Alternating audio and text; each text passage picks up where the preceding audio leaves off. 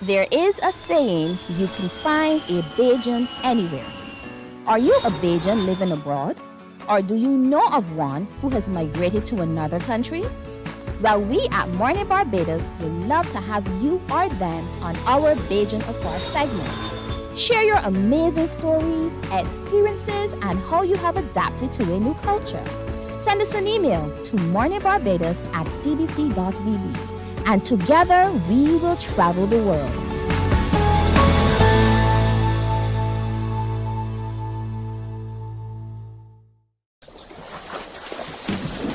From the beautiful shores of the gem of the Caribbean, Barbados, home of the amazing Harrison's Cave, the tantalizing Oystins Bay Garden, our historic garrison, the indigenous road tennis, and the friendliest people in the world.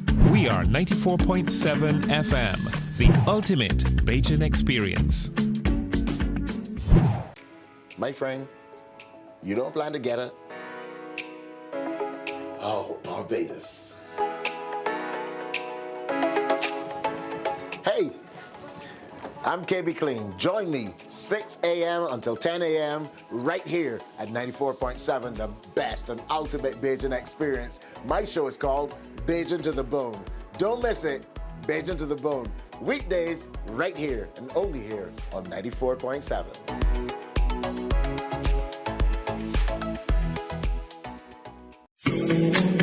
The facts say Morning Barbados reaches an audience of over 50,000 and Newsnight reaches over 56,000. It's simple. When you advertise, you're getting your message to over 50,000 of your potential customers. Make the call to CBC Sales Department today and watch your business grow. Contact us at 467-5559 or email marketing@cbc.bb. We enjoy a game of dominoes and singing karaoke. I just love crew. When you love me just a little bit longer. You get to relax and have a drink and listen to some nice music. It's something different. It's spectacular. It's fabulous. You know, it's a different feeling altogether. I never feel so good in a party yet. Follow me to Q in the community this Thursday.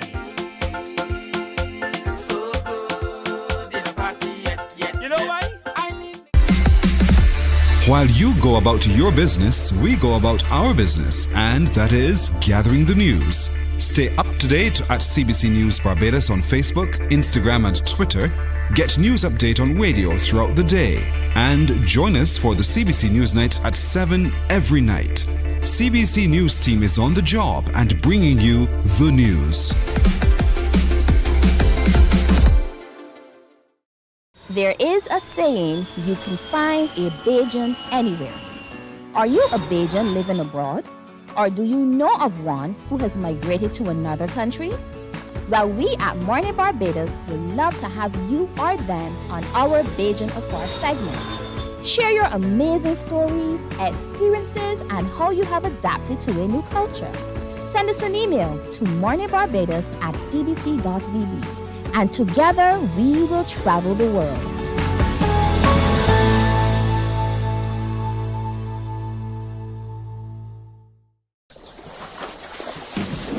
From the beautiful shores of the gem of the Caribbean, Barbados, home of the amazing Harrison's Cave, the tantalizing Oystins Bay Garden, our historic garrison, the indigenous road tennis, and the friendliest people in the world. We are 94.7 FM, the ultimate Bajan experience. My friend, you don't plan to get it? Oh, Barbados. Wake up, wake up, wake up. Barbados, get up. Good morning. Good morning, Barbados. Good morning. Good morning to you. Good morning. Morning, morning, morning. Good morning to you. Good morning. Morning, Barbados. Good morning. Good morning to you. Good morning. Morning, Barbados.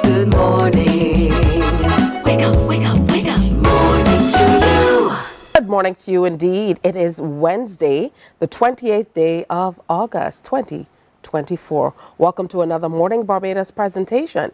I'm Tisha Hines. I'll be here with you until 8 o'clock.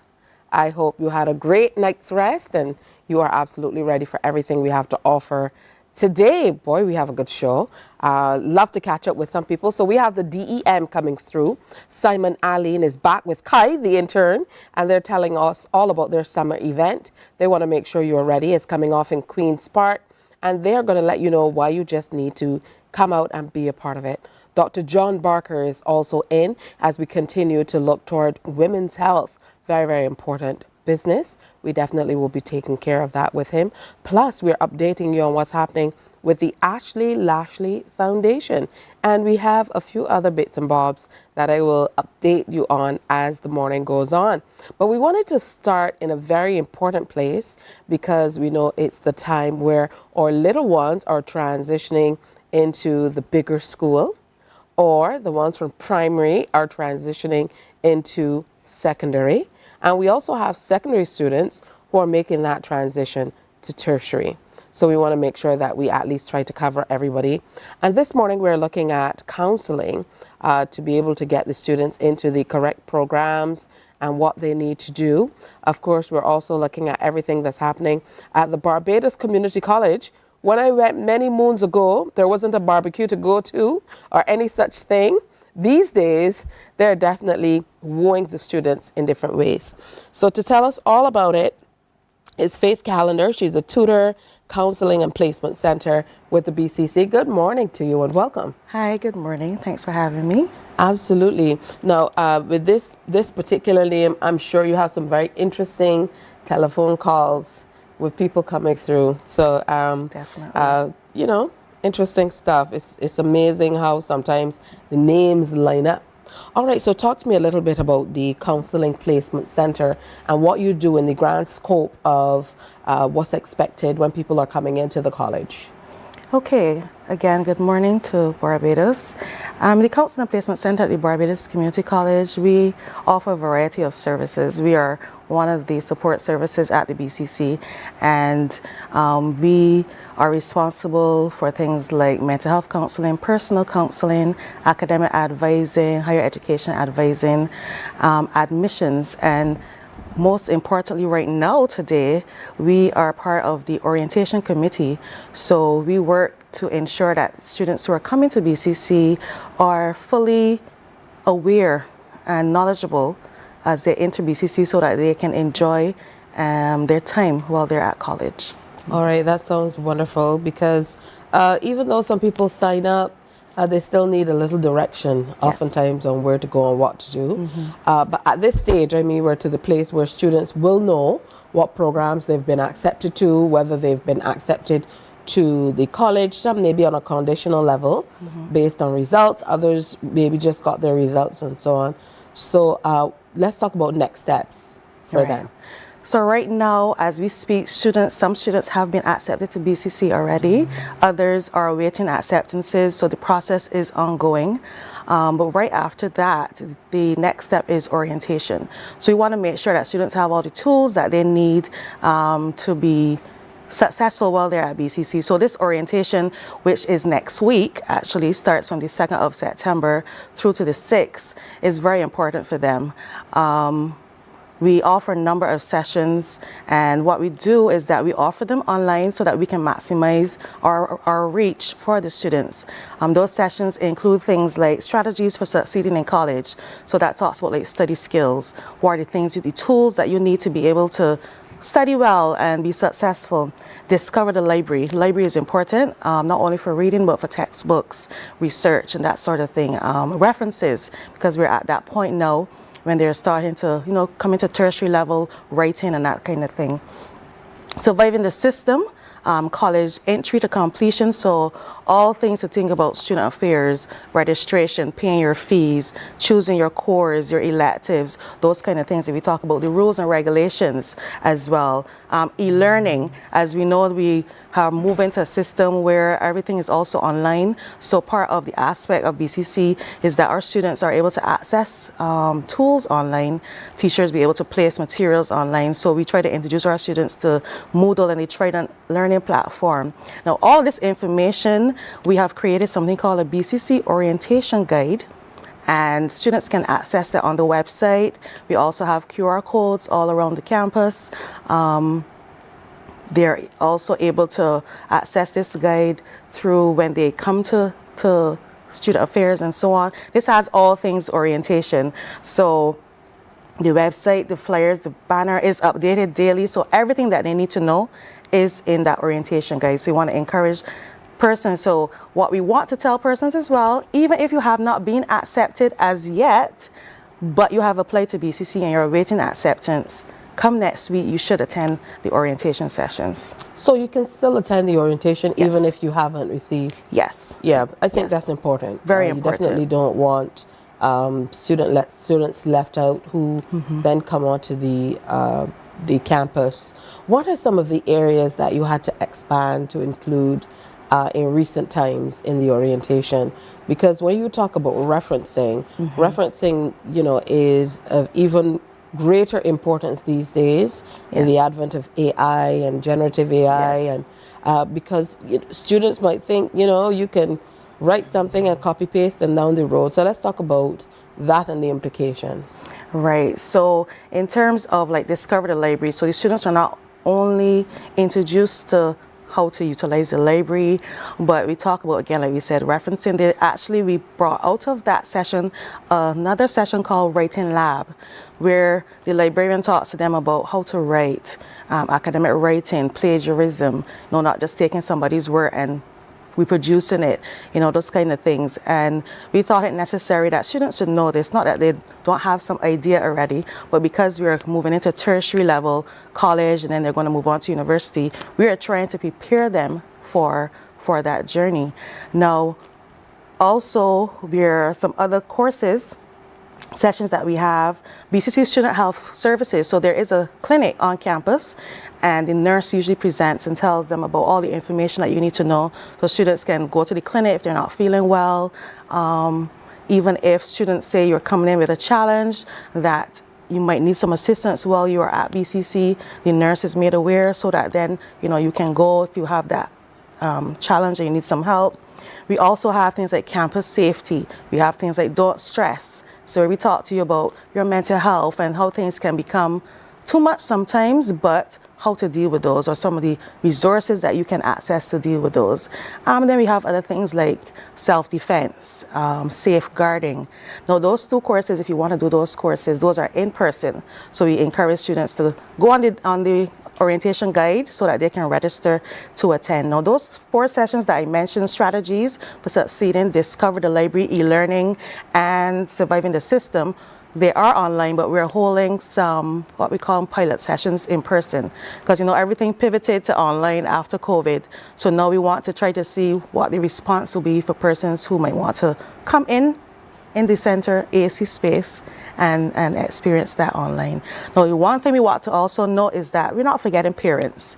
Yes, the students are coming to college, but we want parents to partner with us so that they are aware of what's happening with their students. So we are holding a session called Just for Parents that is scheduled on Tuesday, the 3rd of September from 5:30 in the evening in our science auditorium, where they're able to meet the administration, like the registrar, the principal, the deputy principal, the senior tutors will be there, the chief of security, so that they can hear the information that they need and be able to know the persons they can access if they have questions regarding their students' progress while they're at BCC. From your perspective, as a counselor in the counseling, a tutor in the counseling and placement center, what are some of the major areas that particularly students coming out of the secondary school environment where it's more of a sit down, go to class, more tutored, directed sessions. What are some of the general areas that you have found that they need most assistance with? A lot of the time students have challenges transitioning to college. Like you mentioned, secondary school is more structured. Everything is pretty much what we call hand-holding.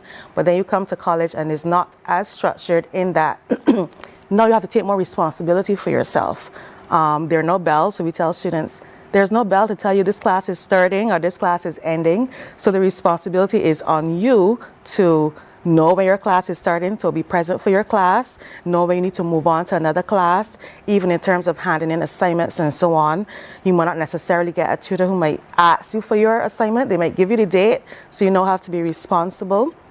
So all those things we try to instill in students so that they can be aware that now it's a little bit more, so it helps them to be prepared because they are now getting some more responsibility as they get older, even in terms of reaching out if they need help. We try to encourage them to do that as well. Your tutors, they can come to the Counseling and Placement Center if they need assistance. They can go to Student Affairs if they need to ask questions, those kind of things. So we try to help these students to understand this is a new place. It's school, yes, but this is going to help you to move on not only to the next level of tertiary, but also to if they move on to the world of work. All right, interesting stuff. As I mentioned at the beginning, there's now a principal's barbecue as a part of the orientation as well. Mm-hmm. Yes. So for the last few years, we've been hosting the principal's barbecue and Freshers Lime.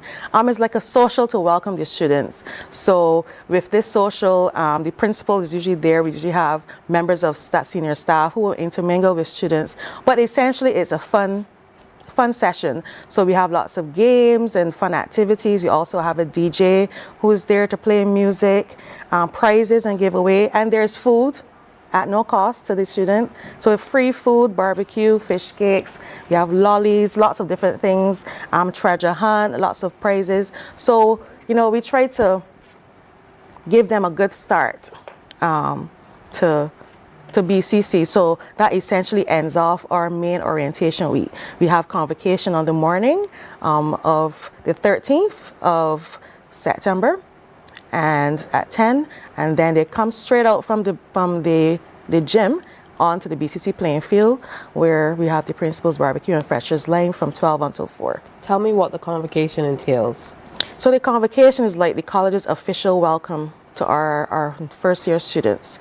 So they meet senior staff, they're encouraged, they're given tidbits to be able to get them on their journey. We usually have someone who comes in and gives them a motivational talk so that essentially they are started right and well on their journey into college. What advice would you give to parents, particularly who might be a little reluctant to let their little ones go as they move into the tertiary level institution, about how they should approach helping them, but not necessarily holding on to the reins so tightly that, the little ones experience some challenges? Because we know at college, sometimes we see some horses get out of the stables. Yes, some of them find a new freedom and they're unsure. But parents should play a supportive role for students. So right now they're in between, still a child, but moving into adulthood. So you let them go somewhat in that they can process their own information, do things at BCC, but the parents are still checking on them, checking to see, how are you doing? Make sure that they're bringing home their grades at the end of the semester so that they can see how well they're doing. And if they realize that maybe their child is struggling, let them know there are support services at the college where students can access to be able to get the help and the assistance. For instance, we have a Lime Academic Enhancement Center which offers free tutorials for students in a variety of courses, so students can access that. And we also work with students if they're having academic challenges to see what is happening, how can we help you, and if there are no resources on campus, then we can point them to external resources if necessary. All right, that's beautiful stuff. Faith Calendar is Tutor Counseling and Placement Center at the BCC, and we're talking about this new week, BCC orientation, and it's going to be running from the 2nd to the 6th of September. So make sure you get in there. Even if you have not been accepted, we've been told that you should still come on out to the officially accepted. You're not saying that if you didn't apply to the college at all, you should come. to the orientation. If you're still waiting to be accepted, it's a good idea to still come out and play a part, experience the orientation as well, so you don't miss anything. That's what's important. And also the convocation and principals barbecue is coming up on the 13th as well. I'm sure Faith would want to remind you to give them a call if there's any question that you have that you need answered, or if you have reservations about anything at all. You should definitely get online or give them a call at the Barbados Community College. So the work begins. Definitely. Yes, but wonderful having you in. Thanks for the time this morning. Thanks for having me. And again, congratulations to all of you who have already been accepted, those who are waiting and will be heading in. I wish you the very best for the upcoming school term, the first at BCC, and the returning students, all the best to you as well. Okay, time for a break here on Morning Barbados, but there's lots more coming, so stay with us. Morning, morning, morning. Good morning. Good morning to you. While you go about your business, we go about our business, and that is gathering the news. Stay up to date at CBC News Barbados on Facebook, Instagram, and Twitter. Get news update on radio throughout the day. And join us for the CBC News Night at 7 every night. CBC News team is on the job and bringing you the news. There is a saying, you can find a Bajan anywhere. Are you a Bajan living abroad? Or do you know of one who has migrated to another country? Well, we at Mornin Barbados would love to have you or them on our Bajan Afar segment. Share your amazing stories, experiences, and how you have adapted to a new culture. Send us an email to morninbarbados@cbc.vb, and together we will travel the world.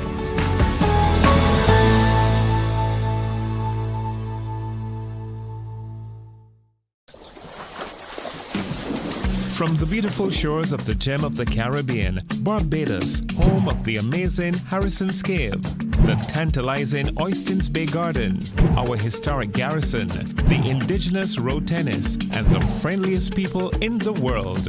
We are 94.7 FM, the ultimate Bajan experience.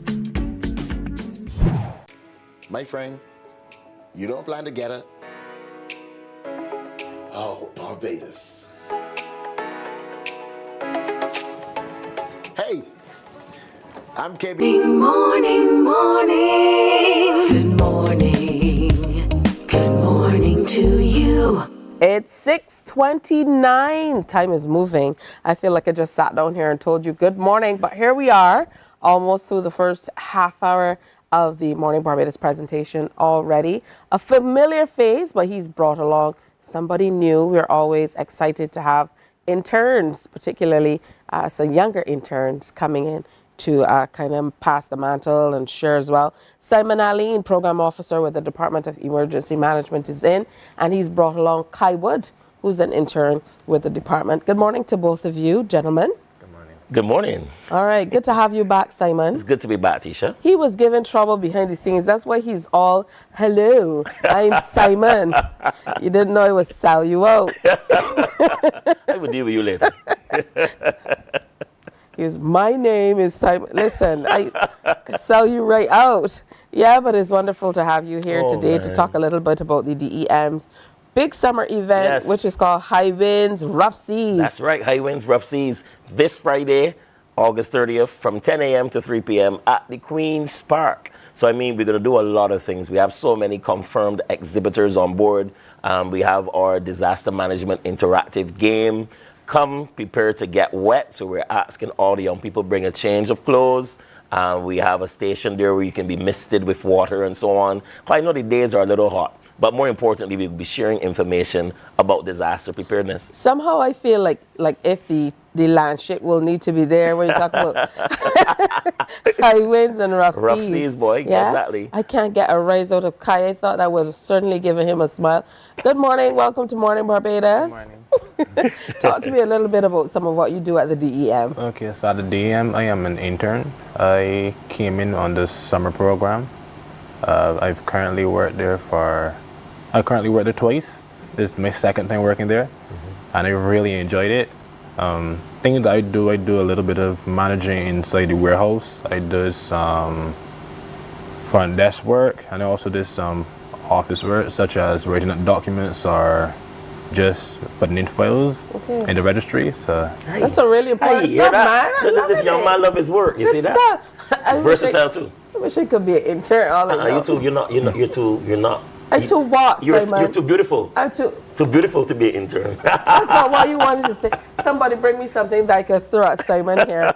What are you looking forward to most about this event? I know that they really put you guys in front in terms of determining what you could do to entice younger people to get involved. What I'm looking forward to this event is actually to give children my age more knowledge on the DEM and also emergency management as a whole.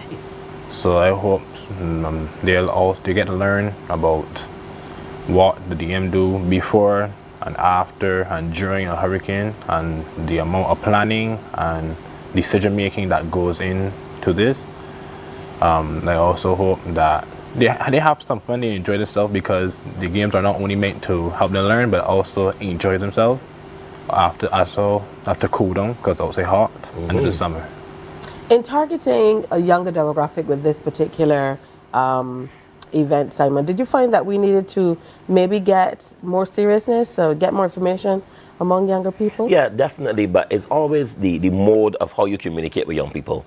Young people, of course, are very tech savvy, so they like social media. So Kai is actually in one of our very funny promotional videos for DEM, where he's being wet by water. We throw like a whole bucket of water, and he talks about coming out to high winds, rough seas, the summer event by DEM. Young people like activity, and they like to know that they can own the process. And I think that's why Kai and the rest of the interns, last time I was here, I had Kayla, and they were instrumental in planning this event. So I'm just grateful that these young people have come on board. For him, it's his second time working at DEM. I mean, he could have worked at other government departments, but he chose to come back to DEM because there's always something to do, whether it's planning for mass crowd events, whether it's preparing for the hurricane season, or accompanying us to presentations, because we do a lot of presentations in the public and private sector. But I think that the young people are going to have a great time. We have a number of exhibitors that will be in Queen's Park. We have the Barbados Water Authority, they'll be there with their presentation and booth set up. We have the Barbados Fire Service as well. I mean, you can't have fire without water, of course. And then, of course, we also have the Barbados Met Services. They're going to be showing us a bit about the technology that goes into disaster management. They have the unmanned vehicles, the Autonaut, that is a vehicle, basically like a marine vehicle that is out there collecting information on sea level and also weather impacts. We also have the Barbados Defense Force drone unit, who will be showing us their drones that they use in damage assessment. So there's a lot to do, there's a lot to see, but more importantly, it's a youth-centered event before DJ music. We have a confirmed special guest that'll be performing live there. So we're encouraging the young people to come out and have a good time. All right, he fancies himself a funny guy, you know. Did you hear him tell a joke just now and laugh at it himself? Or did you miss that? You saw when he did that, right? That's how you know people fancy themselves. No, that should get you in trouble. Yeah, but Kai, what are you looking forward to most? I know there will be lots of hands-on demonstrations, as you mentioned. But for you, you know, what are you looking forward to most? To be honest, I'm looking forward to everything. Hey. I'm very excited to see how everything plays out. I'm excited to see the reactions, the feedback from the younger children, especially from those who would want to get into emergency management and want to learn more. I'm really excited for that. What about you? What's your career path? Pardon me? What's your career path? My career path? I want to be a game developer. Aye. Yeah. Okay. All right. So maybe we can get Kai to work on a game. Yeah, we got a game for DEM, include also CBC for sure. We had a meeting at work and I was discussing the trivia game that was done here at CBC. I wonder who did that. I think there was a young lady, Tisha Hines. She was young. part of it. You put young after trying to call me old before? I never said that. That's what you insinuated. Laughing at his own jokes. There he goes. once again. Yes, tell me about this meeting at work. Right. So as I said earlier when I was on the program, DEM is really trying its best to do a lot more public awareness. I just want to say a special shout out to all the program officers in my department. I want to shout out Damian Griffith, Joyanne Johnson, my deputy director, Captain Herwood, also Julia Rollins Benford. She works with me directly with the PR.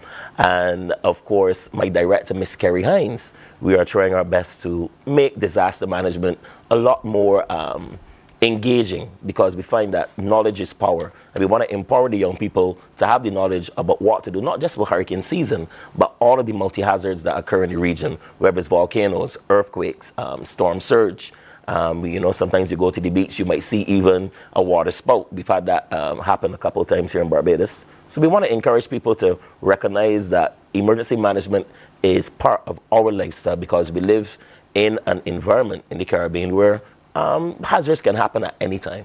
Kai, what do you hope happens beyond this event in terms of the youth engagement and so on? What do you hope happens? I hope they come up with more knowledge on how to do certain stuff. For example, I know the fire service is going to have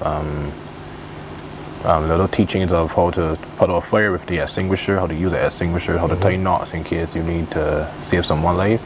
So I hope they come up with more knowledge on various ways how to save someone, especially on emergency management, or how you can handle yourself during an emergency or a disaster. And I know generally that's in line with what the DEM wants as well, in targeting this unique group. Of course, because part of our policy, as you would have seen in the media, DEM has signed on and Cabinet has agreed on the CDM policy, Comprehensive Disaster Management. And a big component of that, of course, would be community engagement, community resilience, and empowerment. So we want to encourage young people. Young people, of course, would be the bedrock of any growing society or growing community. So we need to empower them with the knowledge and the appreciation that emergency management is our way of life.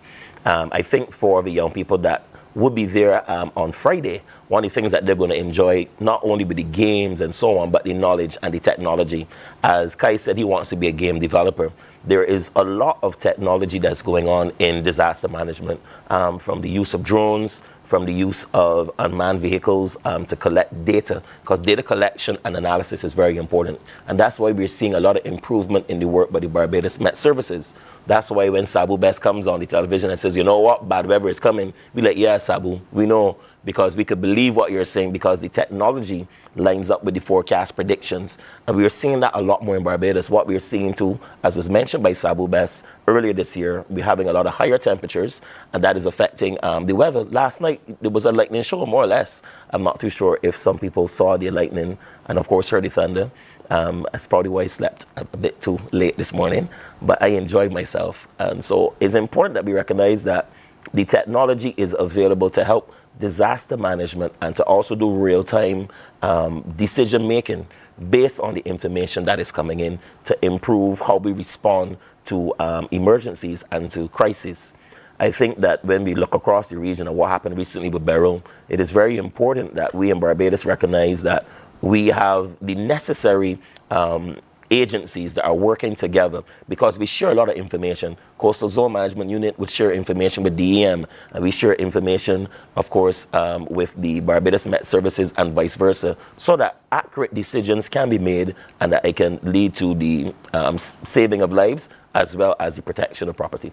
Preparedness is really important. Of course, you have and to I'm be happy prepared. to see that you're reaching out to a younger demographic to get them on board with this as well. This can be some really exciting stuff. So they understand that it's not just about bad weather. Some of them here is bad weather and they think it's okay to go out, they want to take photos and this and that, but you also have to be prepared. We've been lucky in a number of ways here in Barbados. And for that reason, I think sometimes people just aren't prepared. So we have to make sure that everything is right. So it's this Friday. This Friday. August 30th, Queen's Park, 10 o'clock to 3 o'clock. Is the DEM's big summer event. It's called High Winds, Rough Seas. That's right. And, come in your outfits, prepare to enjoy the space, get hands-on demonstrations, engage with a number of agencies, and no matter what, I'll be there as well. I'm going to make sure that I come through. That's right, Tisha Hines. And bring a change of clothes as well, please, because everyone is getting wet, so you have to bring a change of clothes. You wear your weatherproof makeup and so on. It's been quite some time since someone invited me to an event and told me to bring a change of clothes, Simon. But, you know, that's A-okay.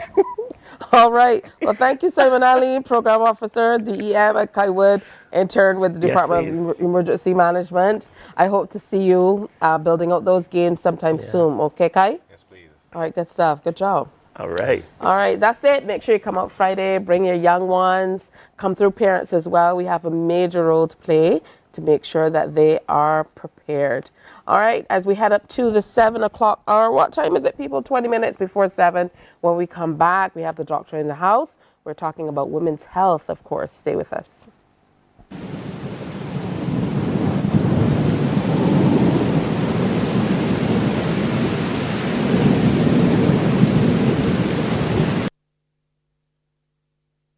Morning, morning, morning. Good morning. Good morning to you.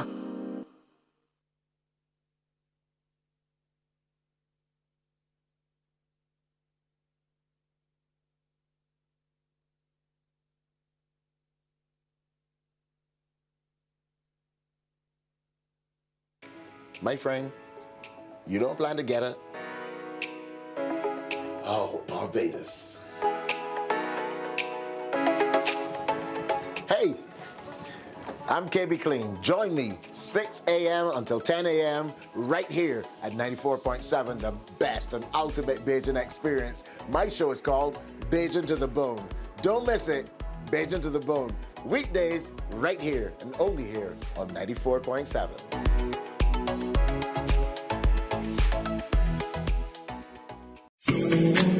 The facts say Morning Barbados reaches an audience of over 50,000 and Newsnight reaches over 56,000. It's simple. When you advertise, you're getting your message.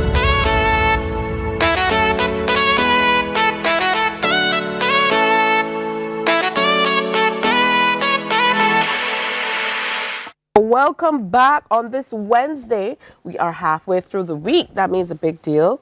For a lot of people, especially for those of us who work Monday to Friday, I suppose it means you're halfway through the week.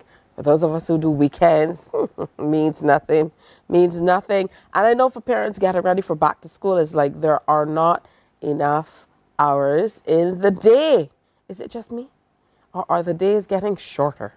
I don't know. I'll have to pose that question to Dr. John Barker, who is consultant obstetrician gynecologist and who's a real great friend to the Morning Barbados show. Good to have you here, sharing some time with us this morning. Good morning. Thanks for having me. And I'm sure you must be really happy to be able to kind of engage in this way. I would imagine in your daily practice, yes, please. It might be a little challenging to kind of sit and explain certain things as you go from patient to patient. So to be able to come in and maybe field a few questions and explain more in depth would really make a great difference. Yes, please. When consulting patients, I try to devote a little bit of time talking to them. Sometimes I might talk too much, but I like to counsel properly and to explain if the patient has any queries.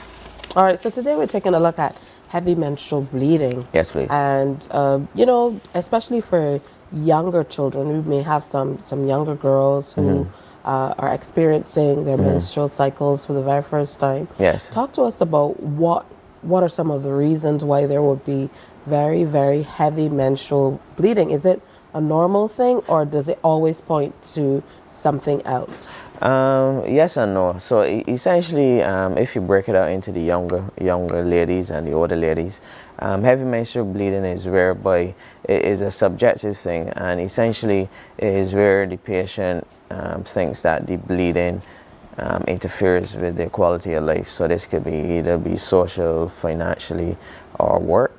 But in terms of the younger people, sometimes they can have heavy or very irregular periods, and more than likely this would be hormonal in origin. Sometimes you can, well, most people would have heard about polycystic ovarian syndrome. Sometimes this can give you heavy, irregular periods. And the general name for this would be dysfunctional uterine bleeding. And usually, if you have a younger patient, more than likely, it would be PCOS that would be giving them these heavy, irregular periods. At what stage should a parent be nervous, or should a woman be nervous about heavy bleeding? Because, as you said, it's a very subjective thing. Yes, please. So I know you mentioned where it impacts quality of life. Yes. But sometimes it's difficult to gauge, particularly if you're in a household or someone younger who's not necessarily sharing a lot. Okay. If you find that you're feeling tired and stuff after your periods, or like again a general increase in tiredness, so that can point to you having an anemia. So that is one indication, being that you might have heavy periods. Or sometimes if you get heavy irregular periods, then if they're extremely heavy, like you're flooding or wetting yourself, then this would be an indication that you're actually having heavy periods. Painful menses as well? Yeah, sometimes you can get painful menses, especially in the earlier group. Most of the time, it might not be due to any cause. And essentially what it is due to like some chemicals called prostaglandins, which essentially cause the uterine wall to contract, and essentially the pain will be the contraction of the actual womb to try and get the blood out. Is it irregular for older women Right. to get painful menses? Sometimes it all depends on the cause. So for argument's sake, they might have fibroids, sometimes they might have other issues going on as well. But usually, most people might just have heavy periods. If they have fibroids, sometimes they can have painful menses as well. So in terms of treatment, then these patients would benefit from drugs like tranexamic acid, which would decrease the blood flow, and mefenamic acid, which is a analgesia that would decrease like the cramping and stuff. Are there any specific, outside of obviously observing that you're having painful or heavy menses, are you able to recognize that there might be something wrong that could be contributing to a heavy flow when you do your yearly checkups or your pap smears and things like that? Okay. So essentially the ultrasound is key. So the ultrasound and history.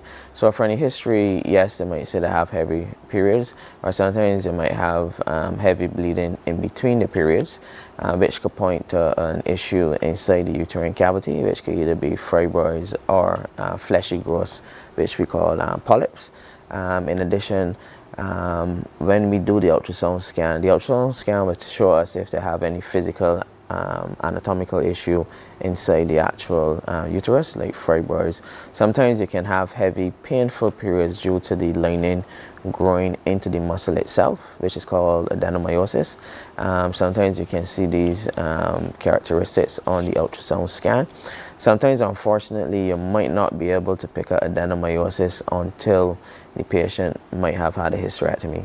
But usually, sometimes you can see signs on the ultrasound scan which will point towards this adenomyosis.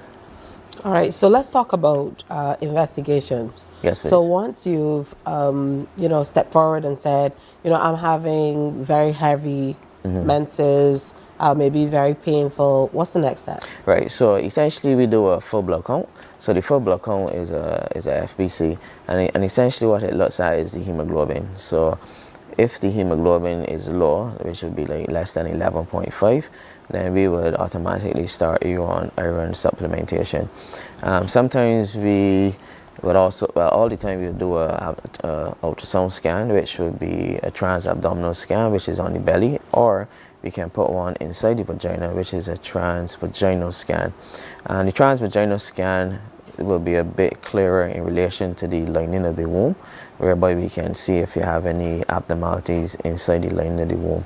Now, if for argument's sake we find something inside the cavity, then essentially what we have to do is put a camera in, which is a hysteroscopy. This can either be done majority of the time, over 98% of the time, in the office. In terms of analgesia, it will be minimal in terms of like ibuprofen or paracetamol. Very rarely you will have to get sedated in office. And essentially there are two types of hysteroscopy, which should be diagnostic and operative.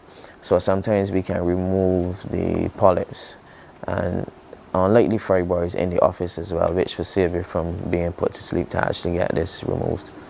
All right, so it's really important for you to really keep up. Yes, please, with your visits. With your visits, yes, and make sure that you're on top of that. What determines, I don't know if I missed this, but what determines the types of biopsies? Is it determined by where a placement might be or what might be happening? Right. So for argument's sake, if you have a lady who is over 45 with heavy periods, then endometrial biopsy as a minimum is mandatory. The reason for this is that sometimes when you're going into perimenopause, the ovaries are failing, so all the hormones are trying to drive the ovaries. So as a result, you have elevated levels of estrogen. And what that does is makes the lining of the womb abnormal in some cases, which is called endometrial hyperplasia. So in terms of if any person over 45 comes to the office, then they will need more than likely endometrial biopsy, which is essentially a small tube that you can put through the neck of the womb, and then what we do is aspirate the lining in bits of tissue, which we then send to the lab. If there is anything wrong in that sample, usually the sensitivity and the specificity, meaning that if you have an issue, is like 94% predictive. So if you have an issue, then it's over 94% that you can pick it up. That is what you call a blind biopsy. But if you want to have a look inside, is where you actually put the camera in then to see exactly if you have an abnormality. The advantages is that you can take a directed biopsy of an abnormality, meaning that you can have a look and you see something, then you take a biopsy of it. And then if you can, then you can treat it there and then. So in relation to biopsies, the major biopsy would be blind biopsy or a hysteroscopic biopsy. And then what about treatment after? A lot of the times, particularly with older ladies, when we hear about these types of challenges, they usually come with some other physical challenges, yes. Which sometimes people think might be perceived, but we've come to know that, you know, a lot of it is very real. Yes. All right, so it all depends on the counseling and what the patient, the expectations of the patient, and essentially what to offer the patient would be patient-centered care, meaning that you listen to their concerns and they have an active decision-making process. So in terms of options, some patients might not want any intervention or might need medical intervention. So that's the first part, which is like sometimes you can either put patients on the pill, you can give them the tranexamic acid or the analgesia as well. Sometimes you, depending on if they have fibroids, because it all depends on the pathology. So if the fibroids are less than 3 centimeters, sometimes you can offer them a Mirena coil, which is essentially a coil like a copper T, but it has, the difference is that it has a hormone in it and it lasts for 5 years. And essentially sometimes it will dramatically decrease the bleeding or stop it altogether. So in terms of symptom wise, then the bleeding will be decreased. The only drawback is that sometimes it can get heavy irregular bleeding because of the side effect of the actual medication inside the coil. And usually I tell patients, if they're taught to any person in which it did not work in, which is less than 2%, they will stop you from putting the coil in. So if I get to you first, I'm quite happy, because if the other person gets to you, then more than likely you wouldn't put in the coil. Now, that's the conservative part. Now, in terms of surgery, there are different types of surgeries depending on the patient. So if you have any mainly pathology inside the womb, then it's putting the camera in and removing it. Sometimes you can do keyhole surgery, especially if you have fibroids outside of the cavity. So you can do laparoscopic surgery to remove the fibroids, which is called a laparoscopic myomectomy. If the fibroids are bigger, depending on the size of them, sometimes you can do a laparoscopic assisted myomectomy, which is a hybrid between the open procedure and the keyhole. And then you have abdominal route, which is the most common route in Barbados, whereby you make a cesarean section, scar incision, and then you take them out. And then the last two will be hysterectomy, either keyhole or open. And the least common fraction would be uterine artery embolization or uterine fibroid embolization, which is not done by the gynecologist. That's done by the interventional radiologist. All right, so age, I would imagine, determines what some of the methods are that you would use to treat these various conditions. Yes, if, for argument's sake, it's a young patient, then fertility is the issue. So then you're doing everything to preserve the uterus. So in terms of the most likely procedures will either be medical, hysteroscopic, or open myomectomy, or laparoscopic myomectomy, which would be to preserve the uterus. If the patient is not desirous of children, then it would be a more definitive process, which would be like hysterectomy. Sometimes the patient might not want any children, but they don't want to lose the womb. So then the option for that would be uterine artery embolization. But uterine, as with any procedure, everything has its risks and benefits. So say with the myomectomy, you have a very small risk that you may have to go back to theater because the major issue is bleeding. So sometimes you might have to go back to theater. And sometimes if you go back to theater, then you may have to get hysterectomy. So that's one of the risks.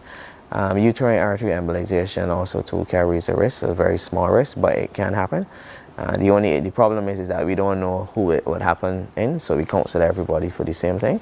But fortunately, no one that I can remember actually had a hysterectomy following these procedures. Yeah, of course, we talked about risks and benefits, and you mentioned a few patients who might not want to lose the womb and you want to preserve the uterus depending on the age and so on. But what are some of the physical things that can happen as a result of those particular responses to the challenges that women might be having?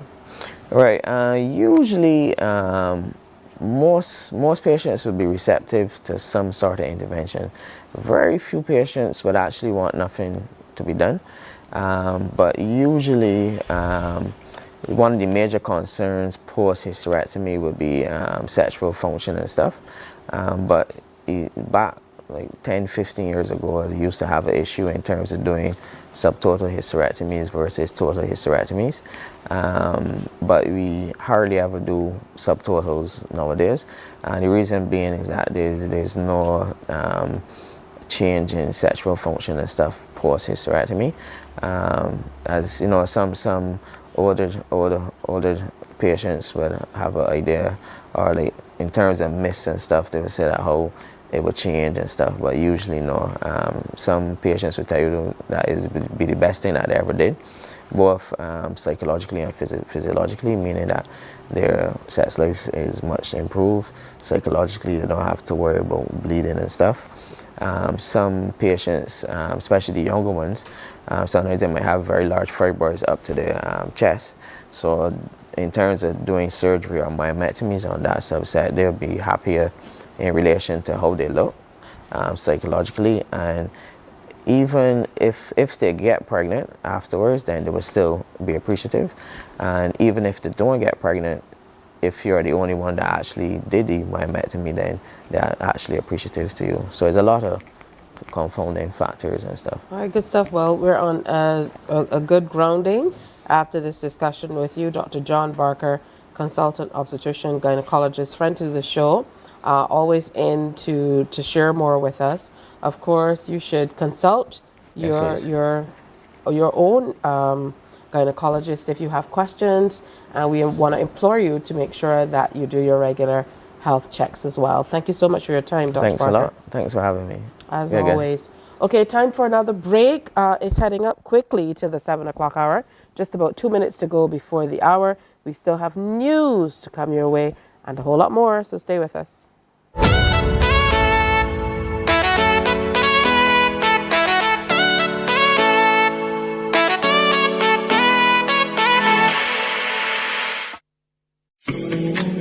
The facts say Morning Barbados reaches an audience of over 50,000 and Newsnight reaches over 56,000. It's simple. When you advertise, you're getting your message to over 50,000 of your potential customers. Make the call to CBC Sales Department today and watch your business grow. Contact us at 467-5559 or email marketing@cbc.bb. We enjoy a game of dominoes and singing karaoke. I just love crew.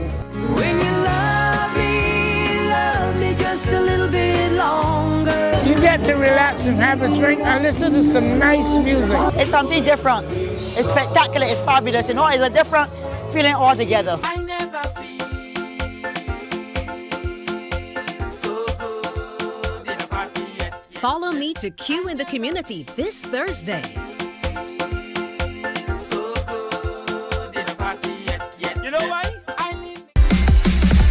Morning, morning, morning. Good morning. Good morning to you. All right, so welcome back. Often on Wednesdays, we have discussions with the Human Resources Management Association of Barbados, and we have a Human Resources business partner joining us today to talk a little bit about HR tools for efficiency. That means different things to different people. That is why the expert is here. Atoya Hines, and it helps that she shares my surname, right? That is true. Good morning, teacher. Good morning, viewers. Good morning. Usually, when you reach a certain age and you see people with the same surname, because where you from? Who you related to? Okay, let's not do that on TV. But just telling you what people often do. I get it a lot. And these days, I feel they need to do it as well. So let's stay on track. You know, I get a little distracted sometimes. I can be a little bit of a tangential speaker. So let's talk HR tools, even for stuff like that. What are some of the general tools that we really need to kind of hone in on in a climate like this one, at an age like this one? We're really in a technological age to be able to kind of stay in step with what's happening in the workspace. So Barbados is becoming that international business hub, right? And we have a mixture of, we have the aging workforce and we have the younger workforce coming into the organization. And we used to use employee records by hand. You come in and complete that form. You will have that vacation form, time and attendance form. But in order to centralize, and COVID would have taught us so much about having our records virtually, we are looking at tools to really have our employees' records, information, those vacations, payroll, which is very important, electronically. So we're looking at tools like Bamboo HR, HR Plus, which is a human resource information system that allows you to have your information in a central location virtually, moving away from having that manual. We have LinkedIn, we have Coursera. I'm sure you would have seen Coursera, which is a learning platform, an electronic learning platform that employees can go and actually learn at their leisure, see what courses they may want to do.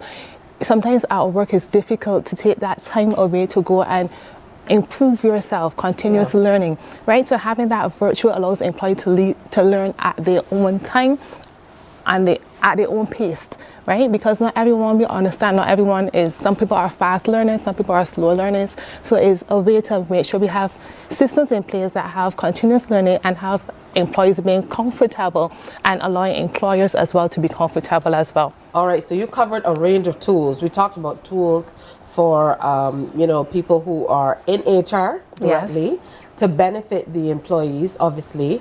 You also mentioned things like LinkedIn and Coursera, which can be more on a personal level. So let's qualify that a little bit and put things in perspective when it comes to LinkedIn. How important is it in these days to have a LinkedIn profile? For a long time, a lot of people kind of had that on the back burner, but how important is it now to have a good LinkedIn profile as a professional? That is very important. We are becoming global, right? And we are applying for, Barbados has evolved the world is evolving and we are applying for jobs off of our shores. Our Prime Minister is leading, having these multilateral discussions and bringing persons having that visibility. Not only are our persons looking at us from off the island, but we are also looking to bring persons here to work as well. So persons want to see who they are working with, who they're connecting with, and having your LinkedIn profile updated, you can attract potential employers.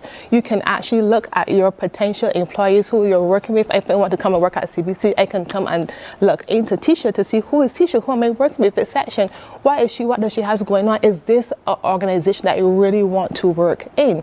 So that is very good in terms of moving forward to showing that we are innovative and we are keeping up with the global trends. Of course you have to play for premium because you don't want Tisha to know you've been stalking her profile. That is very true. And oftentimes employers do pay for premiums because when they go during the recruitment stage and actually look at potential employees, and yes, they do that, they can actually see, a bit more about that person without the person actually being able to see that they're looking at them. Now, I don't know if it's present in Barbados or the Caribbean. I know in the US, the whole concept of headhunters has been out there for a very long time. And I know LinkedIn is a platform that they utilize extensively these days. Do we see that here now? Is that something that we're doing as well? I know there are a number of companies, maybe Catalyst, Caribbean, and a few others. Profiles Caribbean as well. Who act really as, headhunters, or they perform that HR function or so on. But are we seeing that a lot more in this part of the world? We are seeing that even for conferences, when we want to have speakers, we are going to check out that person to see how that person is performing, what that person is really saying, that background check. So that is the place that employers go, and that's what we advocate for them to keep your LinkedIn profile active. Continue to post, continue to read and connect with things that you are passionate about professionally that help drive your career.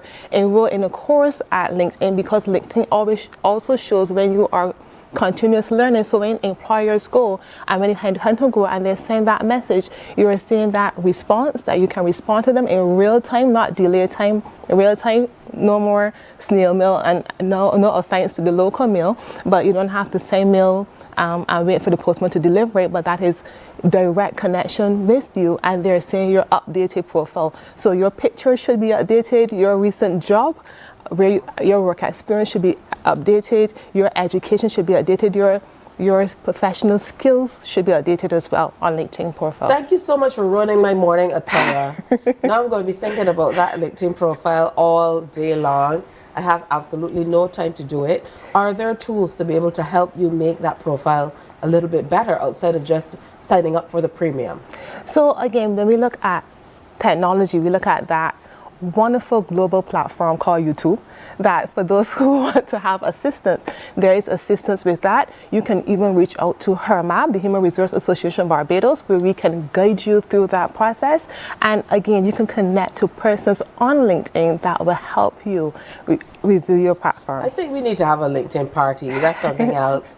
But what are some of the other strategies that employers need to employ to be able to make life a whole lot easier for their employees when it comes to some of these things that are available as in tools? So we'll talk about training. But as we begin to pivot and as we begin to implement new tools, we have to talk with the key stakeholders in the organization to see how best it is going to impact the organization, to see if we can pilot in or phase it in. And with that, we also need to train our workforce into using these tools as well. So a little bit more training. Training doesn't always mean to be external at a cost, and we always look at cost during these times, but it can be a simple tool that we can again record how you go about utilizing the tool and have it available for employees to learn. But we have to have continuous learning within the organization, especially if you start at a basic LinkedIn profile, Tisha, and then go towards the premium. Now, why do you have to say it like that? I feel a little judged. You're not, but continuous training of the workforce to keep them abreast of the changing technology, and not just within the workforce, but so much is happening, and we need to be, as a nation, continue evolving and having that ongoing continuous training as well. All right, well, that's beautiful stuff. It's a lot to take in, but I think it's a great conversation starter for us, and certainly lots to think about, particularly as young professionals or professionals who are all areas of business. All areas of business is important. At every level is very, very important.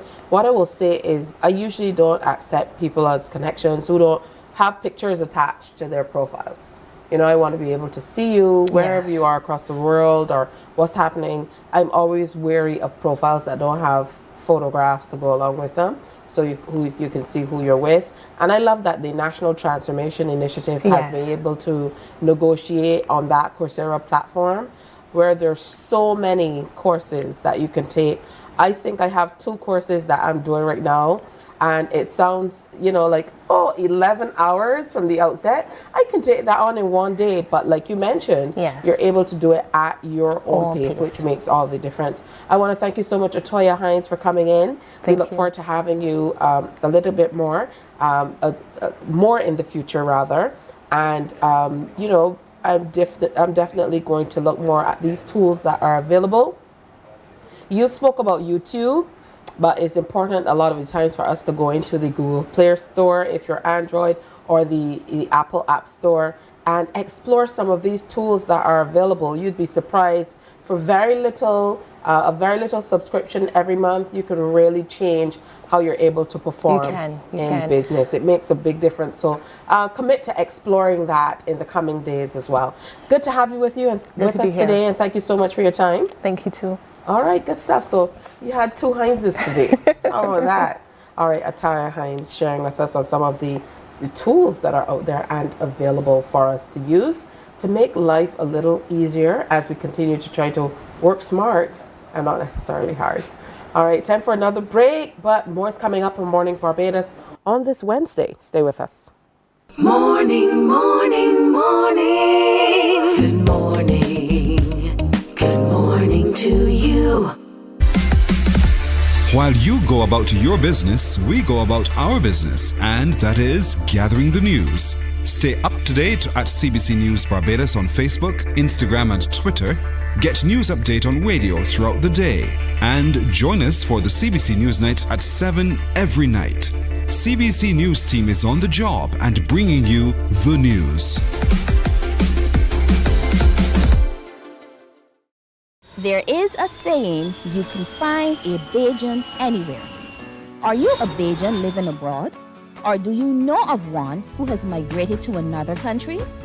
Well, we at Mornin Barbados would love to have you or them on our Bajan Afar segment.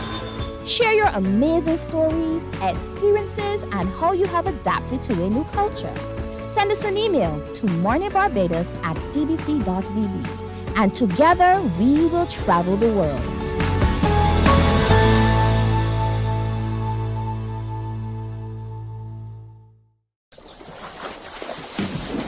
From the beautiful shores of the gem of the Caribbean, Barbados, home of the amazing Harrison's Cave, the tantalizing Oystins Bay Garden, our historic garrison, the indigenous road tennis, and the friendliest people in the world. We are 94.7 FM, the ultimate Bajan experience. My friend, you don't plan to get it? Oh, Barbados. Hey, I'm KB Clean. Join me 6 a.m. until 10 a.m. right here at 94.7, the best and ultimate Bajan experience. My show is called Bajan to the Bone. Don't miss it, Bajan to the Bone. Weekdays right here and only here on 94.7.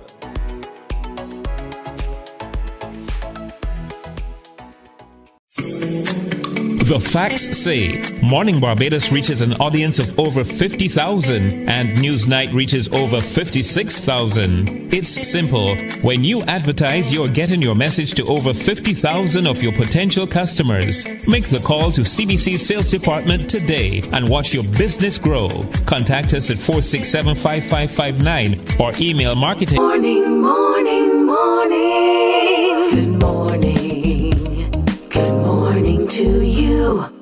Hi, good morning again. It's 7:13. Good to have you with us on Morning Barbados today. I don't know what your day is like for the little ones who are off on holiday. I know it must mean that you're sleeping a lot. You know, congrats to you. I'd love to sleep in too.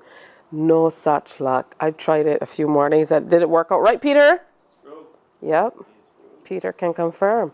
All right, so it's time for us to reach out now and connect with someone online. We have Callie Grant, who is Assistant Project Manager with the Ashley Lashley Foundation. Good morning to Ashley. I saw her at a function over the weekend, was it? I think. So a special good morning to Ashley. But hello to you as well, Callie. Good to have you with us. Hi, good morning, Tisha. Thanks so much for having me today. All right, so there are a few changes here. You guys are reaching out to youth advocates, public speakers, young people who generally are interested in sharing more about our environment to join the grouping. So tell me a little bit about the school tour that's coming up. Yes, so our EcoFit Youth Program will be starting in September, and we are focusing mainly on climate and health education for children aged 7 to 11. The program actually started back in 2022. And so far, we have reached over 6,000 students in about 32 schools between 2022 and 2023. And usually we go into the schools, we talk to the kids about the concept of the 3 R's, which is reduce, reuse, recycle. And we also focus on maintaining a healthy environment, balanced diet, the importance of good health, the importance of exercise. And then we also talk to them about weather patterns, and we had a few physical demonstrations, which was very exciting for them as well. So for this year's program, we will be focusing on the concept of the 5 R's now, where we've introduced the 2 additional R's of refuse and repurpose. Listen, I was just getting accustomed to the 3 R's, and you had to go add a few more. As a matter of fact, when I saw 5 R's, I just Googled it. I was like, 5 R's? Who came up with the 5 R's all of a sudden? But like you said, refuse, and then reduce, reuse, repurpose, recycle. That's a lot. For young people who are looking to get involved, though, what do they need to do to grab your attention? So right now we're asking them to submit a brief 2-minute video just introducing themselves and talking to us about how they can advocate about the 5 R's and for the environment and healthy living. We really just want enthusiastic youth who are passionate about the environment, passionate about health, and have an interest in public speaking, and they think that this is a space that they want to get into. Because our foundation focuses heavily on youth development and capacity building, so it's an opportunity as well to empower them and give them a platform to talk to the youth themselves. We feel like youth are the best messengers for youth, to be quite honest, in terms of peer influence. We think that when the message comes from young people themselves, it may be a bit more digestible for them. Absolutely. Time is running slim, because I understand they only have until the 30th to be able to make this submission. So tell us what that process is like.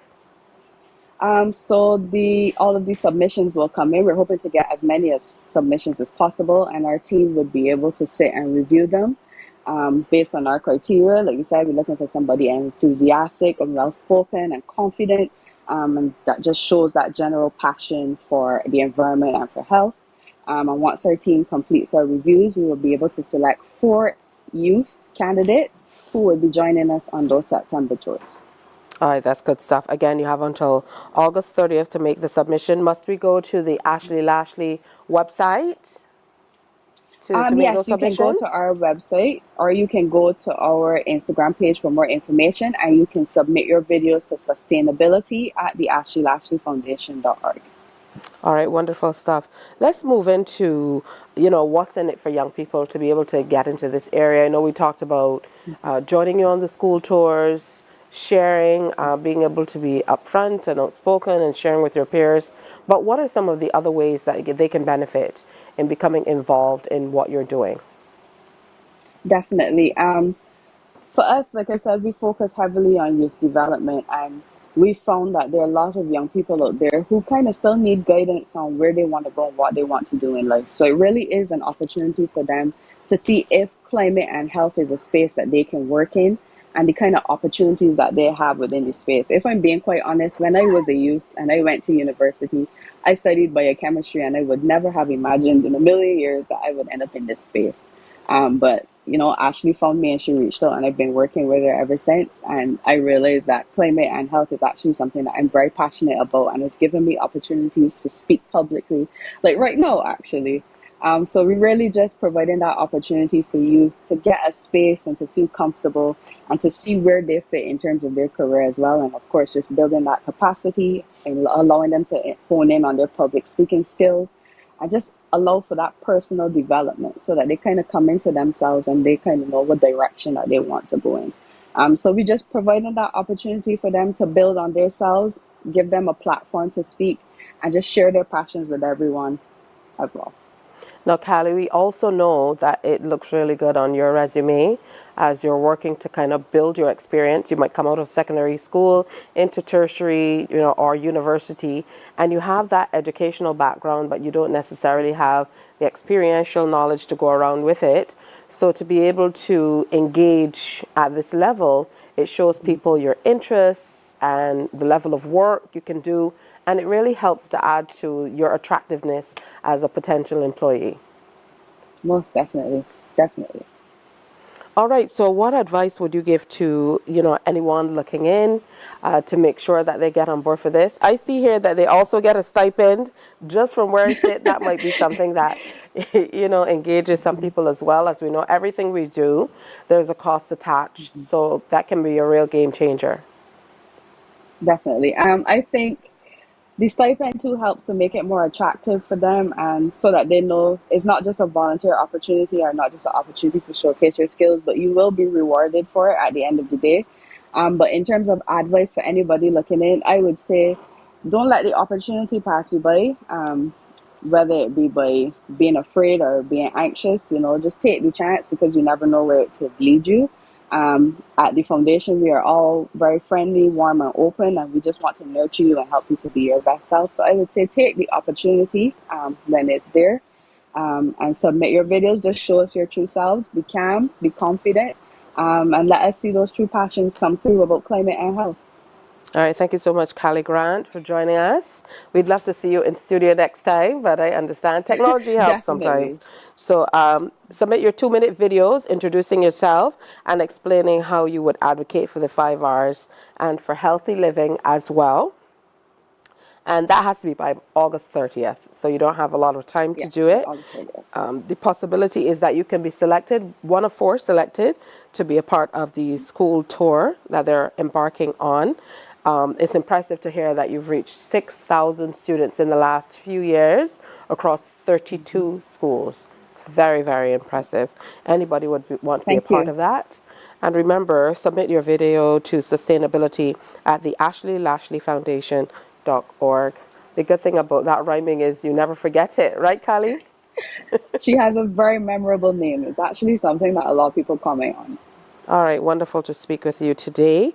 Wish you all the best. Thank you so much for having me. All right, good stuff. And we most certainly will follow up and let you know how things go. It would be wonderful to see the 4 young people who are eventually selected to make that trek across the schools of Barbados. It's time for another break, but when we come back, we're talking gaming. So if that's something you love, you definitely want to stick around. Morning, morning, morning. Good morning. Good morning to you.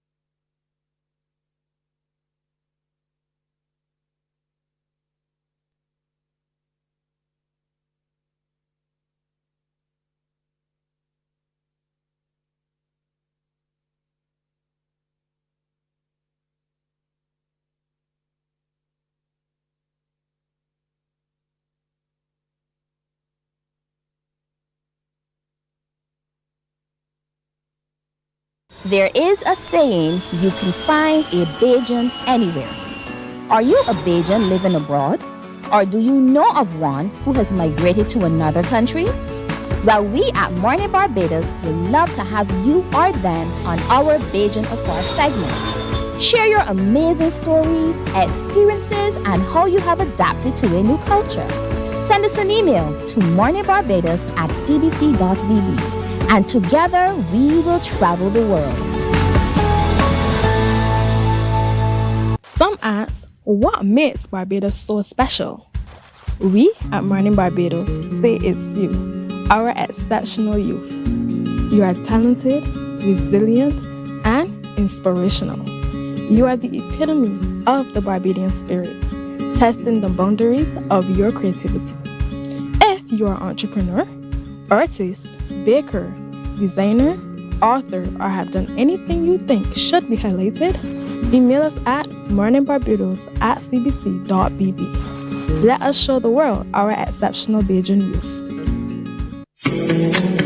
The facts say Morning Barbados reaches an audience of over 50,000 and Newsnight reaches over 56,000. It's simple. When you advertise, you're getting your message to over 50,000 of your potential customers. Make the call to CBC Sales Department today and watch your business grow.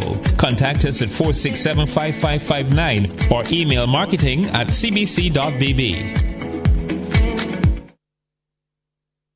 There is a saying, you can find a Bajan anywhere. Are you a Bajan living abroad? Or do you know of one who has migrated to another country? Well, we at Mornin Barbados would love to have you or them on our Bajan Afar segment. Share your amazing stories, experiences, and how you have adapted to a new culture. Send us an email to morninbarbados@cbc.vb. And together we will travel the world. Morning, morning, morning. Good morning. Good morning to you. 7:26, good to have you with us on this Wednesday. So we have to welcome some friends who are visiting from abroad, but who have lots to offer. So here's Empress Nile, Manager and Director of Valkyries of Arcadia. Hello. Welcome to Morning Barbados. Thanks for having me. Also here is Silver Neko. Yes, hi. Hi. Alethea. Hi, good morning. And they've brought along Alessandro Ferrari. He's not in cosplay today, but I'm sure they're going to get him there at some point in time. Of course. And maybe, who knows, me too. So let me start with you, Empress Nile. Hello. Tell us a little bit about Valkyries of Arcadia. Who are you, and what brings you to BIM? Well, we are the Valkyries of Arcadia. We're an all-woman gaming group that has expanded into modern pop entertainment. So aside from us being, from casual to competitive gamers, we also have different talents and skills. So we center that around our different content, and that's pretty much what we do. So we are gamers and then some. We model, we cosplay, and a whole lot more. I like that. We're gamers and then some. Silver Neko, tell me about your entry into cosplay and this entire world. I know that it's a world within itself, and it takes a lot sometimes to bring people on board. Yes, well, I've been in the cosplay community in Jamaica for the past 10 years.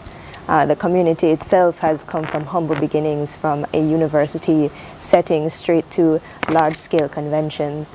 And I'm just glad that there is a thriving cosplay community, not just in Jamaica, but across the Caribbean, here in Barbados. Our flagship event, which is Anime Com Fest, it has only been around for the past 5 years and has grown exponentially. And then Anime Con Expo here in Barbados has been around for even longer and has made quite the name for itself as well as a brand. The anime and cosplay industry is quite grand, and it certainly is growing. As you mentioned, we've seen that here in Barbados, but interested in hearing from you, Alethea, as well about, what initially piqued your interest and what has kept your interest through the years. Well, I enjoy being a part of the Valkyries. I initially started to had an interest in video gaming because of my husband, because that's part of his passion, and I figured, to be a part of his world, why not? And being a part of the Valkyries helps me to engage in that as well. And it's been a really fascinating environment, not just the Valkyries, but the environment that we're engaging in with anime, with cosplay, the creativity that shines throughout, and it empowers other people to kind of change the face or the perception that a lot of people have about video games, that it's not just for children. It expands throughout, and it encourages people to be themselves, to be creative and not to keep themselves in a shell. So I love that part of it, that it encourages people to be more creative. Absolutely, another creative way to kind of express yourselves. Yes. And there's no better way to grow an industry than to have mainstream media on board as well. Alessandro, you're in that position. You've dedicated your magazine to cosplay. Yes. Tell me more about that. Well, I truly believe in the gaming, anime, cosplay, because I see so much potential for it. I don't think we've even started to fully tap that potential. I see cosplay like Carnival, where it's right around the Caribbean that everybody can benefit from it. So what I did, my magazine is Product of Jamaica magazine, and y'all don't have to be afraid of the name, because we do have a section called Our Neighbors, where we feature countries around us. So this edition was dedicated strictly to the cosplay, and we're getting ready to work on our second edition. And this is where Barbados comes in, because now Barbados, we have certain cosplayers and the festival coming up, the convention, and so forth, that will be featured in the next one. So we'll truly, little by little, make it more and more international in the Caribbean, so we can fully see the benefits. So I am here with the Valkyries of Arcadia, and I am here because I truly believe in what they do. All right, that's good stuff. We weren't nervous at all by the name, because we also saw that you said that Fenty Beauty is your makeup of choice. Yes. And I know that's a big part of what you do as well. We have on display some of what you use. I can see that for you, Silver Necco, you're wearing contacts and so on. So it really takes a lot to be able to kind of represent the characters. Yes. And then, of course, to make it believable, then you have to add all the trimmings. Yeah, so what we are here for exactly is our anime convention tourism project. That's a project that we came up with shortly after I did my virtual interview here, and I said that I wanted to come to Anime Con Expo here in Barbados, and the thought always came up like, what are the other anime conventions in the Caribbean? We would like to know, so why not answer that question with a tour? So we started it back in Jamaica with Anime Comfest, and now we are here for Anime Con. We have brought Product of Jamaica magazine here with us to cover the Bajan cosplayers for an upcoming feature. And what we want to do here is really bring to light to the Bajan population, especially the anime and cosplay industry, because it is a huge multi-billion-dollar industry where enthusiasts from around the world have these conventions, and businesses are born from it, and other businesses get involved. For example, POJ magazine here, and of course cosmetics, makeup is a huge part of the micro industry that comes from the anime industry, which is cosplay, short for costume role play. So the enthusiasts from around the world, they pay homage to their favorite characters by imitating them to the best of their abilities, of course. And contests are created, businesses are formed from that, and that's how we do it. All right, so you are going to be showcasing all you have to offer. Yes. Tell me more about that, Silver Necco. Well, I am so honored that myself and the team are representing as ambassadors for Anime Comfest. We were their media ambassadors for the staging earlier, and then now we're representing for the convention itself. I'm also pleased to represent Jamaica overall in this year's AnimeCon Expo cosplay competition. So not only are we going to be having our booth and displaying our items and doing our thing, performing, I'm also going to get a chance to compete in cosplay. a big factor of that is, you know, I've wanted to come here for a long time. I've been to conventions not only in Jamaica but in Trinidad and Tobago, and I've just been seeing this on the social media all over, and I'm like, one day I'm going to come here, and I guess today is that day. Absolutely, you're here. I can see it. Yes. I believe it. Yes. It's not just in my head. Yes. You're here on Morning Barbados. So, you know, talk to me about how you've been prepping for this, being a part of this particular presentation, to be here in Barbados and to showcase all that you do in Jamaica. What has the prep been like? Well, okay, so getting the costumes, of course, trying to see transportation, the makeup, especially the makeup, because that plays a huge part in our overall display, or in getting ready for the character, playing the character, and making it more believable. But yeah, it has been an eye-opening experience coming here, because it's one thing preparing for it, but it's another thing actually being here. So that is interesting. But for you, Alexandro, you know, pick up on that in terms of moving around the region and being able to capture what's happening, given that you've now invested so heavily in the cosplay itself. You know, what was it like maybe to make the requisite connections to be able to have it happen so you can adequately cover? Well, there was a lot of legwork because I had to do research, because even though I'm here with this, I still do research on the Bajan culture and your sites and everything. I have to have the flying fish before I go back home. Definitely. Yep. You know, and the preparation was coming a couple months well, preparing for this, but it has been a great experience because I've been able to contact cosplayers from Barbados, which I'll start to meet up with starting tomorrow. Been able to contact them through the internet, through Instagram and so forth, and speak to them. So it's like I already know people and so forth. But it has been great.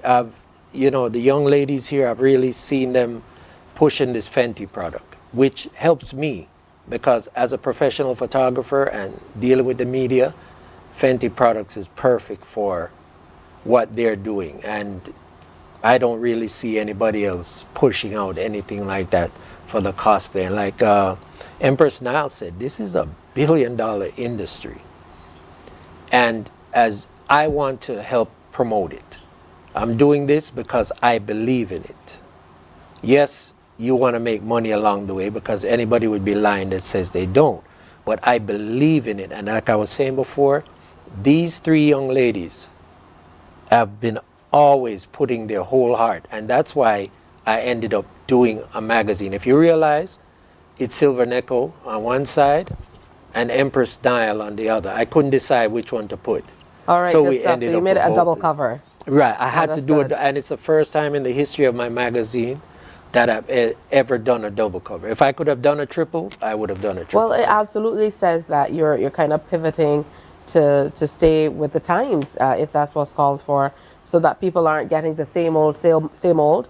And I know that's the case with cosplay and gaming and so on. It generally is not the same. So tell us where we can see you, how we can engage a little bit more as you continue to experience cosplay and all of the trimmings that go along with it here in Barbados. Well, we are everywhere. So if you want to keep up with the content that we do, especially here in Barbados, people can find us very easily on YouTube at Valkyries of Arcadia, TikTok, Valkyries of Arcadia, Instagram, same name. And yeah, that's where you will see us do our thing here and back in Jamaica as well. And all right. You will also see us, of course, at AnimeCon Expo this weekend. We're looking at the pajama party that's on the Friday. The Thursday, that is the boat cruise, the kaiju boat cruise. And then the Saturday and Sunday is the convention, which is at the Whitley or Widley Gymnasium? Gymnasium? What's the pronunciation? Wildy Gymnasium. Wildy. Right. So we'll have our booth there Not have bet money on and that. our Just Dance performance. And of course, cosplay competition entry. I'm looking forward to seeing everybody. Absolutely. You know, final words from you, Lethea, on what you personally are looking forward to in participating in this particular expo. Well, of course, this is going to be a very exciting event. Just to see how persons display or portray their character is always something to see, always something exciting to see. Because, I mean, it's not just putting on makeup, it's not just about putting on the costume, but also emulating that character, knowing about that character, knowing the facial expressions, knowing everything about the character and bringing to life that character, taking it from the screen and bringing it into real life. You know, it's something to see, something to experience, and something for the entire family to enjoy. So I encourage everyone to really come out and experience the culture of it all. Absolutely, and I know it has certainly grown big time here in Barbados. A lot more people come out from the early beginnings. We have a lot more people who come out to celebrate AnimeCom Expo, August 29th to September 1st at the Garfield Sobers Gymnasium. So you definitely should get out and be a part of it. It definitely is an opportunity for you to find out more about pop culture and, you know, just the world around it, entertainment, anime, comics, gaming, you name it. It's a little bit of everything. And what I love about it most is it's a reflection of you. So however you want to interpret the characters and then express that, that's what it's all about. And I think the difficult thing for you, Alessandro, is to be able to capture that and put it on pages, which is different.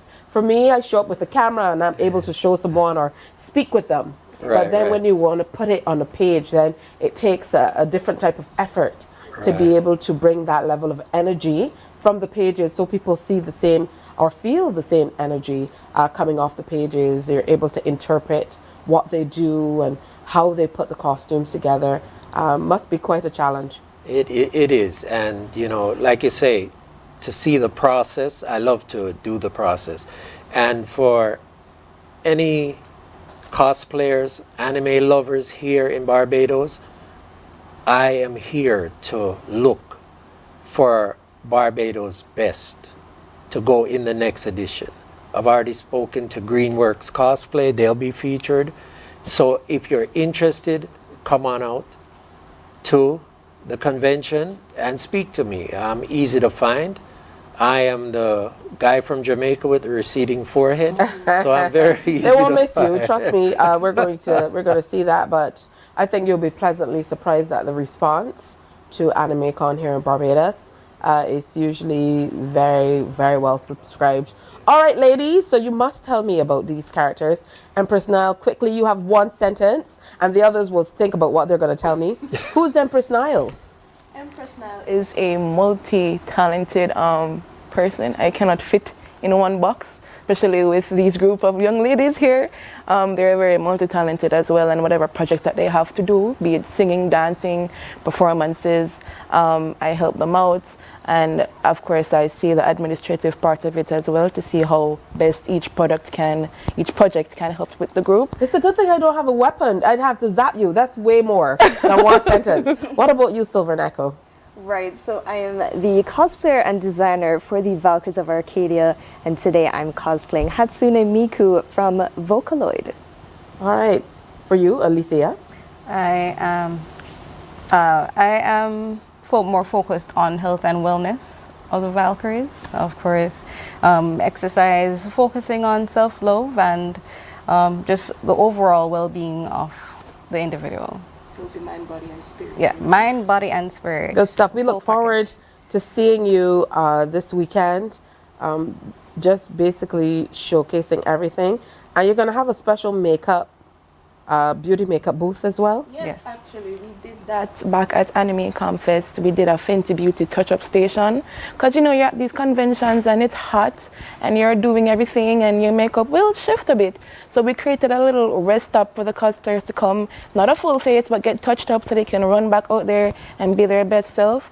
So we plan to bring that to Anime Con Expo and see how it's well received. I'm sure everybody in Barbados already knows about Fenty Beauty, but it's a great way to reintroduce the Fenty Beauty brand to the Barbados cosplay community.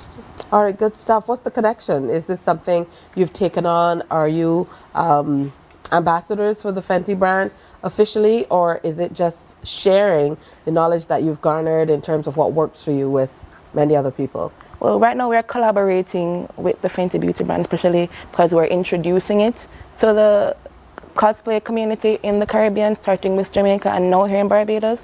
So after that, we can see how that goes. But to us, personally, it's just a good brand to work with, because especially what we do from our cosplay, from our Forever Summer lifestyle brand, whether we're home streaming our different video games on our different platforms, it's really a good brand to help us with the different elements, because, you know, the Caribbean is very hot and there's a random rainfall here and there. So it's really, it has that hold to keep up with the elements, and it has the vibrance as well. So we work with it.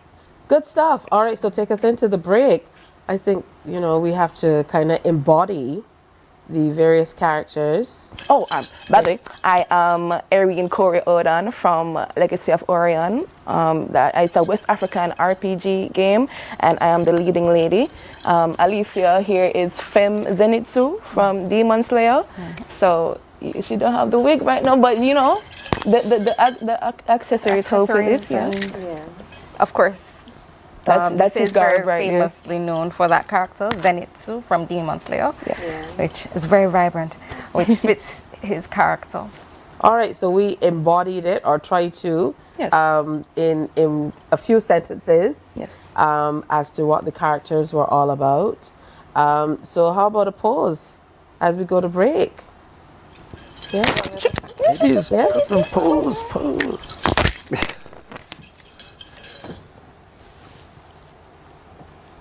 Morning, morning, morning. Good morning. Good morning to you.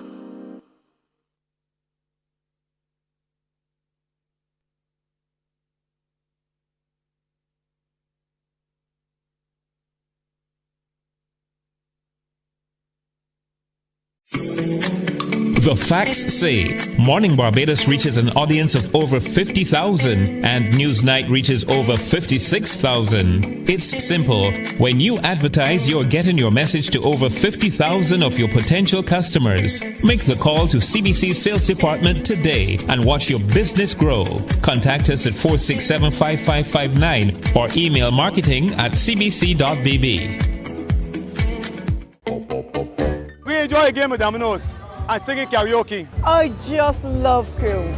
When you love me just a little bit longer. You get to relax and have a drink and listen to some nice music. It's something different. It's spectacular. It's fabulous. You know, it's a different feeling altogether. I never feel so good in a party yet. Follow me to Q in the Community this Thursday.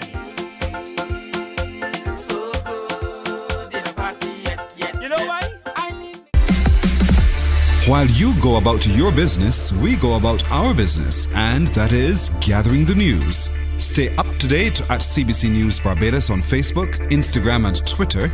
Get news update on radio throughout the day. And join us for the CBC News Night at 7 every night. CBC News team is on the job and bringing you the news. There is a saying, you can find a Bajan anywhere. Are you a Bajan living abroad? Or do you know of one who has migrated to another country? Well, we at Mornin Barbados would love to have you or them on our Bajan Affair segment. Share your amazing stories, experiences, and how you have adapted to a new culture. Send us an email to morninbarbados@cbc.bb. And together we will travel the world.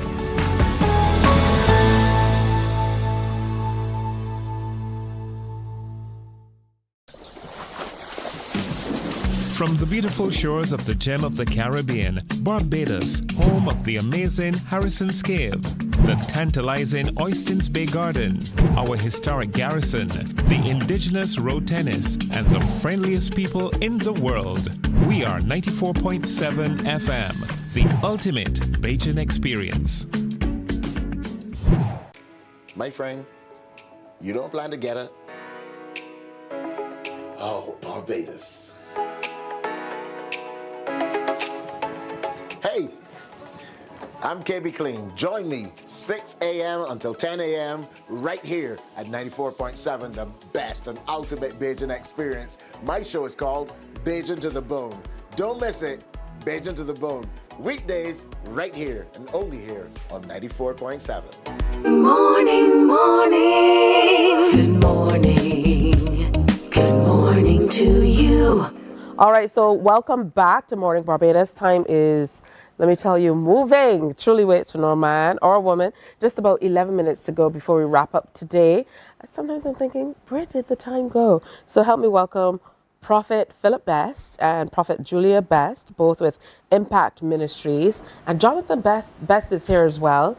And he's a member of the youth gang, a part of the ministries too. Great to have all of you with us. Thank you for having us. Great to be here. I saw them in passing last week. I was at the airport and I was standing around with Natasha. And Natasha was saying, I'm waiting for the crew to come back. So, I mean, you guys were outside of the island, obviously, yes, continuing with your ministries and stuff like that. So tell us a little bit. I'll start with you, Prophet Philip. Tell me a little bit about Impact Ministries and the work you do. Well, Impact Ministries, founded in January 1st, 2014. We're an apostolic and prophetic ministry, and we help to build people, empower them, so that they can go into the world to create their purpose and impact lives as they traverse throughout the communities, or throughout life in the school system, work related, things like that. We have been in ministry now more than 10 years. Both my wife and I came up under her dad's ministry, her mom's ministry. So close to near 30 years in ministry. Wow, talk to me a little bit about that and the work that you do not only here in Barbados, but in other places. Well, as Prophet Philip said, our focus is really on building people. So our ministry is quite intimate, and it happens quite naturally, just like in meeting people and opening up to people. So we actually have been able to make that impact ministries, impacting nations, impacting lives in Trinidad, also in the USA, in different areas in Canada, in the UK, also reaching as far as Africa. But it's very personal. We have a son, we say a son in Brazil, yes, as well. And it really happens through relationship, because there are so many different areas in people's lives, that they feel like if, I don't know where to turn, I don't have any hope. And, the opportunity as it comes, we are able to invest then in building people so that they're able to understand who they are and what their purpose is and work to fulfill that. And that's really important when it comes to ministering to people. It's important for there to be some intimate side to what you're doing, so that people feel like they truly can share. You can pour into them and otherwise, and then they then can in turn pour into other people as well. I'm very intrigued by the name of the youth ministry, or that side of things. You call yourself the youth gang. Let's talk a bit about that, Jonathan. Yes, please. So we are God's Anointed Now Generation. We are a youth group comprised of about maybe 15 people, from the youngest being 11 to the oldest being 22. We do various skits and dances and songs, and just to glorify and embrace God as He moves through us, as we empower others to do what we do. So we just like to enjoy what we do, bring other people in, and Yeah. Yeah, and I know that you guys are a little non-traditional in your methods. Yes. I've met Ghazi. We've heard his music, and I think that's important too, to be able to let people know that because you're ministering, you need not only be a square, because that's not who we are as people. That's right.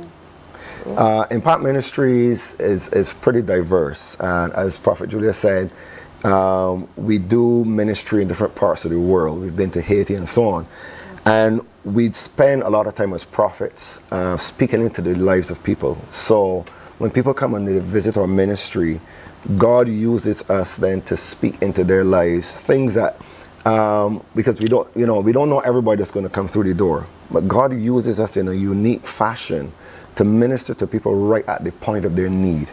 A lot of people are broken, they're battered, they're bruised. Life beats people up really, really bad, and they just need to hear that they matter, that God is still listening, that God hears their prayers or their cries at night whenever they're lonely, that God actually hears. So God has used us over the years to speak into countless lives over the years.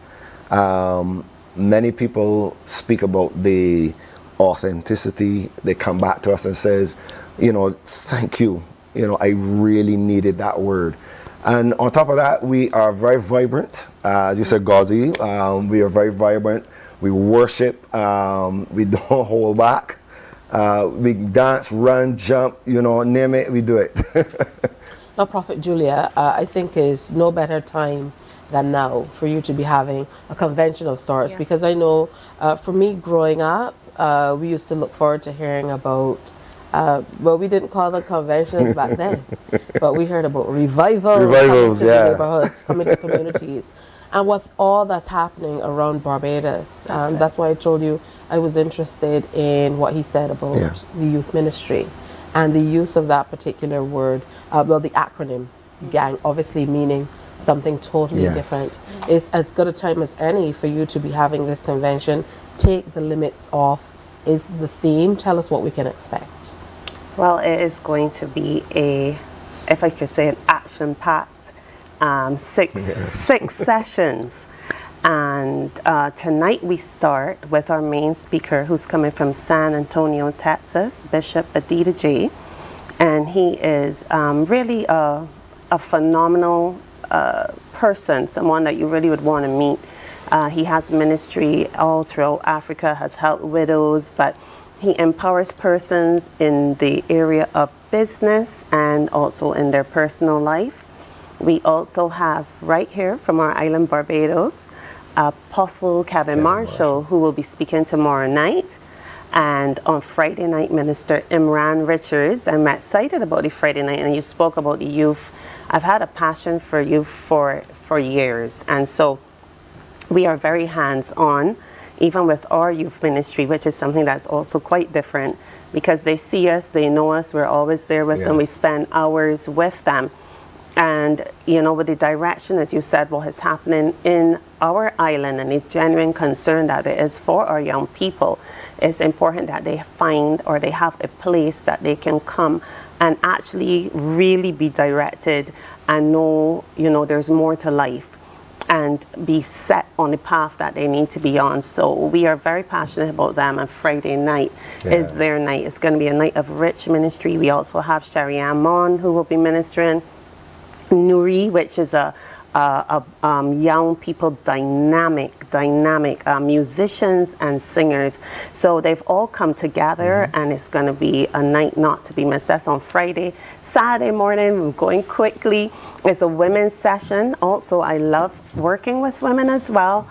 And so we have Prophetess Sharianne Marshall on Saturday morning at 9 a.m. where we will get together and we will really just, bond and also hear from the Lord and have our spirits enriched. This is why we say convention. I know there's more, but there's more to it than just the old time mindset and the idea that you're talking to. Right. It's engagement, which is important. It's engagement. And foundation has been laid. We don't ever want to remove that foundation, but apostolic speaks of building now. So you have that foundation or that platform, and you begin to build on that. And so the idea is for lives to be transformed.